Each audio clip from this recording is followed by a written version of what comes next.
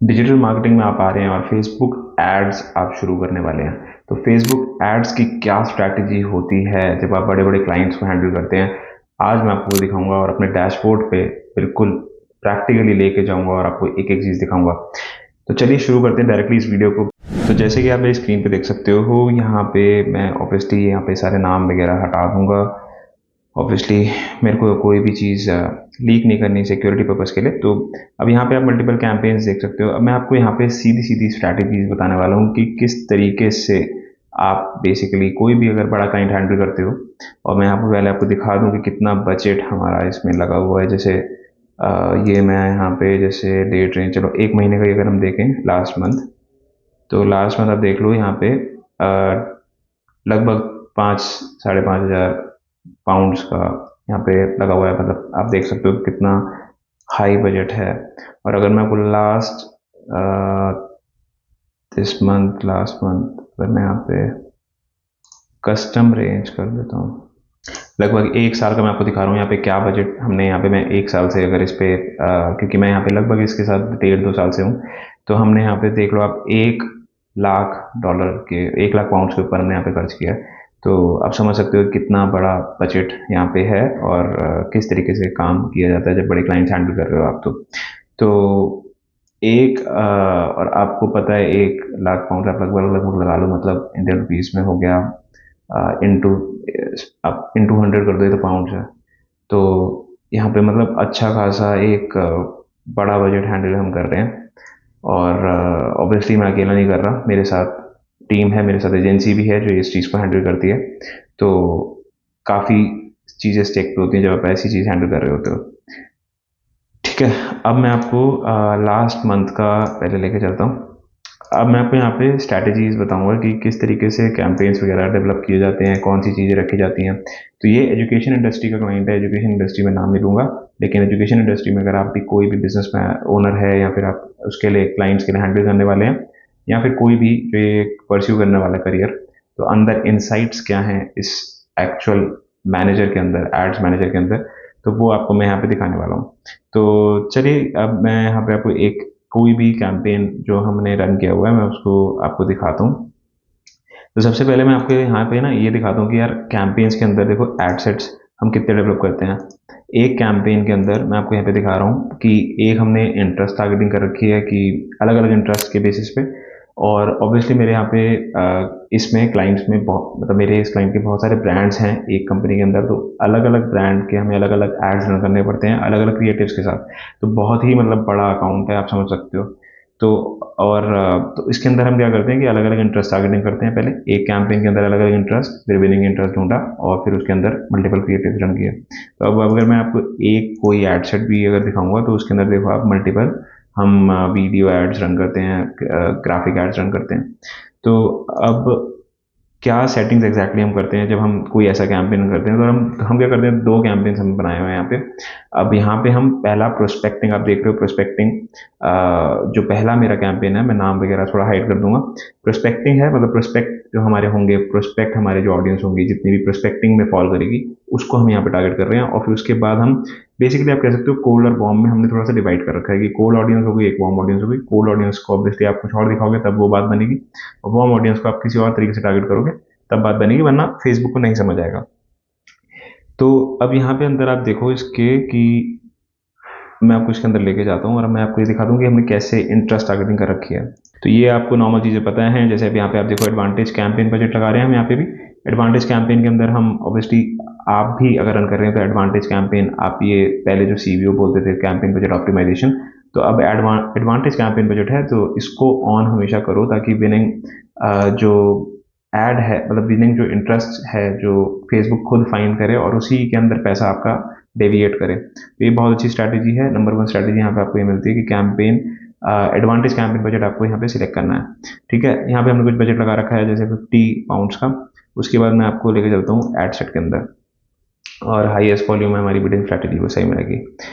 फिर आपने यहाँ पे अब मैं आपको दिखाता हूँ किस तरीके से हम टारगेटिंग करते हैं। तो अब देखो सबसे पहले हमने यहाँ पे काफ़ी सारी टारगेटिंग जो है वो एक्सक्लूड भी कर रखी है। कस्टम ऑडियंस, हमने कस्टम ऑडियंसेस बना रखी है। जैसे हमने एक कस्टम ऑडियंस बना रखी है कि जितनी भी लीड्स हमारी पिछले 6 महीने में आई हैं उसको अब ऑब्वियसली दोबारा ऐड ना दिखे, वरना हमारा पैसा भी बर्बाद होगा, हमारी कस्टमर जो देख रहा है वो भी फ्रस्ट्रेट होगा, कोई फ़ायदा नहीं है बेसिकली उस ऐड का। तो ऐसे ये एक दूसरी स्ट्रैटेजी कि अगर आप कोई ऐसे सेगमेंट में हो जहाँ पे आपको लीड्स जनरेट करनी है, हमारा यहाँ पे कैंपेन का पर्पस बेसिकली लीड जनरेशन है। तो अब आप लीड जनरेट कर रहे हो, अगर कोई ऐसे कैंपेन में हो आप, तो वहाँ पे आप मेक श्योर करो कि आप एक्सक्लूड करते हो अपनी जितनी भी ऑडियंस है जो आपके ऑलरेडी कन्वर्ट हो चुकी है। अब उसके बाद आपकी लोकेशन हो जाती है, लोकेशंस जो जो आपको इंटरनेशनली टारगेट करनी है, या फिर अगर आप इंडिया में चला रहे हो खाली, तो इंडिया में कौन कौन सी एग्जैक्ट लोकेशन टारगेट करनी है। फिर एज हो गया, फिर लैंग्वेज हो गया, और फिर उसके बाद पीपल। अब मैं आपको यहाँ पे दिखा रहा हूँ कि किस तरीके से हम टारगेटिंग करते हैं। जैसे अब हमने यहाँ पे इंटरेस्ट में क्या लिया कि जैसे यूनिवर्सिटीज इन यूके।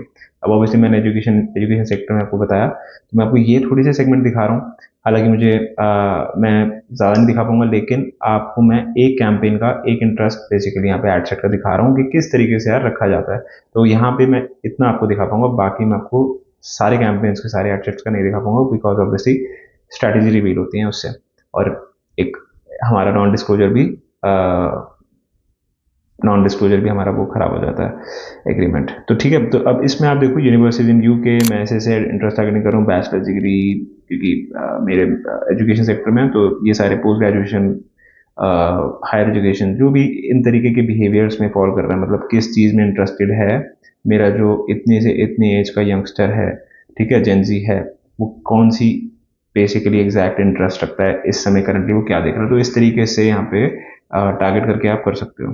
तो दूसरी चीज़ आपने देखी कि जब आप, अब देखो यहाँ पे हम दो तीन तरीकों से कैंपेन चलाते हैं। तो जैसे मान लो आप किसी यूनिवर्सिटीज़ के लिए ऐड चला रहे हो, ठीक है, तो पहला ऑडियंस आपका है जेंजी, जो आपका यंगस्टर है, जो 18 19 20 21 22 साल का है, ठीक है। लेकिन दूसरा ऑडियंस आपका उसके पेरेंट्स हैं। तो आपके अगर ऑडियंस इंस्टाग्राम पे है तो आपको वहाँ पे भी उसको ऐड दिखता है, फिर फेसबुक पे ऐड दिखता है, लेकिन फेसबुक वो नहीं चलाते, उसके पेरेंट्स चलाते हैं, तो पेरेंट्स को भी हमें ऐड दिखाना है, ठीक है।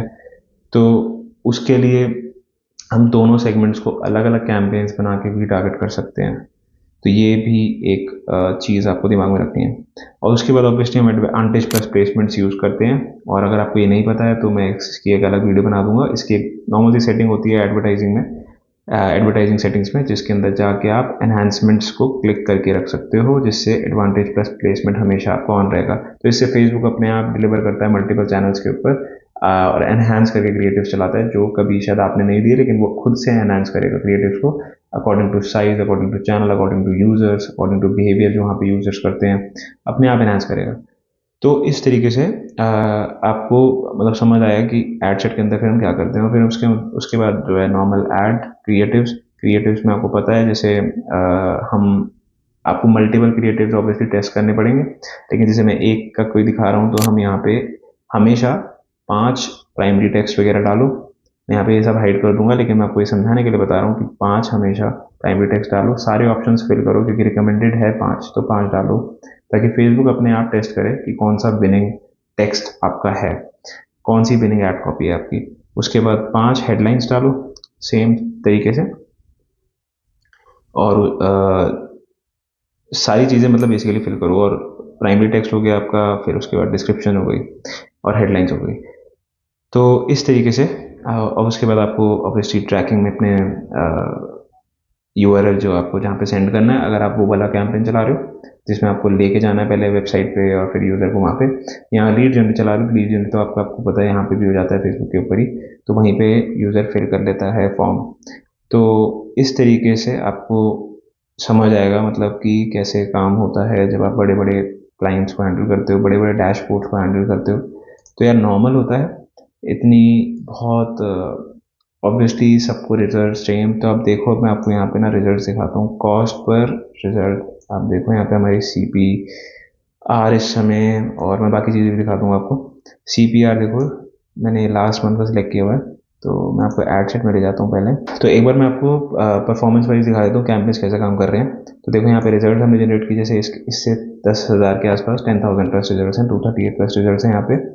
और ऑब्वियसली इसमें अलग अलग रिजल्ट्स की जो डेफिनेशन है कि हमारा कन्वर्जन एग्जैक्टली किसको हम कह रहे हैं। जैसे आप ई-कॉमर्स साइट बनाते हैं तो हमें परचेज को अपना कन्वर्जन मानते हैं, ठीक है। तो यहाँ पे मेरा अलग अलग कन्वर्जन सेट है कि कौन सा इवेंट मेरा हम कन्वर्जन को मान रहे हैं।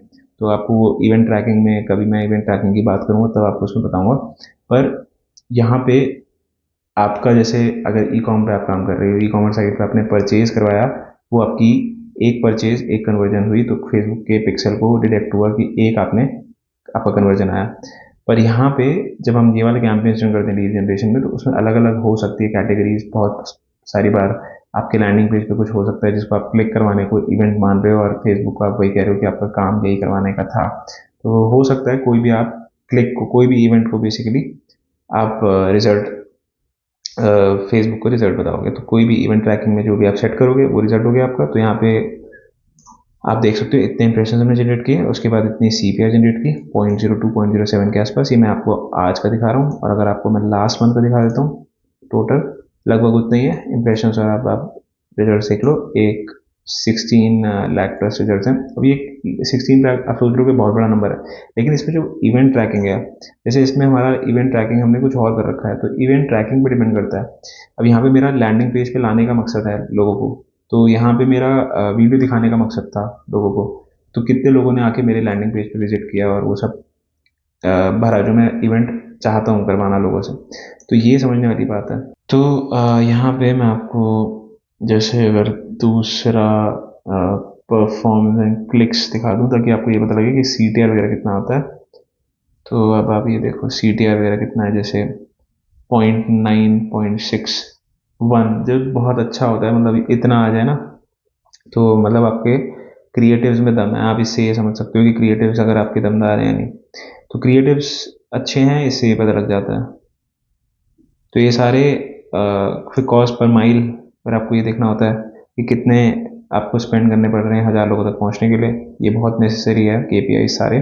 जब भी आप इस पे काम कर रहे हो, जब भी आप फेसबुक एड्स पे काम कर रहे हो, मेटा एड्स पे काम कर रहे हो, ये सारे जो KPI दिख रहे हैं ना आपको, ये सब आपको एकदम ही परफेक्ट हो जाने चाहिए, एकदम परफेक्ट। और तो जैसे ये सब, मतलब यही सब मेरा यहाँ पे पर्पस था इस वीडियो को बनाने का। एक डॉक्यूमेंटेशन है ये वीडियो, जिससे आपको ये समझ आए कि किस तरीके से काम चलता है बैकएंड में। कोई भी ये करियर बनाना चाहता है, अगर इस करियर को सोच रहा है, तो कल को आप ऐसी चीज़ें करने के लिए देख सकते हो और कर रहे हो सकते हो, मतलब बेसिकली। और बहुत सारे डिजिटल मार्केटर्स हो सकते हैं वीडियो देख रहे होंगे, तो होप करते हैं हेल्पफुल होगी आपके लिए। आपको स्ट्रैटेजी समझ आएंगी कि कैसे बड़े अकाउंट्स हैंडल होते हैं और कैसे काम किया जाता है पीछे, तो और इतने बड़े बजट्स को कैसे मैनेज किया जाता है, और कैसे मैंने काम किया है इन चीज़ों पे, और जो है वही एक्सपीरियंस मैं आपको शेयर कर रहा हूँ। तो होप करता हूँ हेल्पफुल हुई होगी वीडियो। अगर हुई है तो लाइक कर देना, सब्सक्राइब करना चैनल को, और मिलते हैं फिर नेक्स्ट वीडियो में रीमेक्स वेंचर्स में आने के लिए और यहाँ तक देखने के लिए शुक्रिया।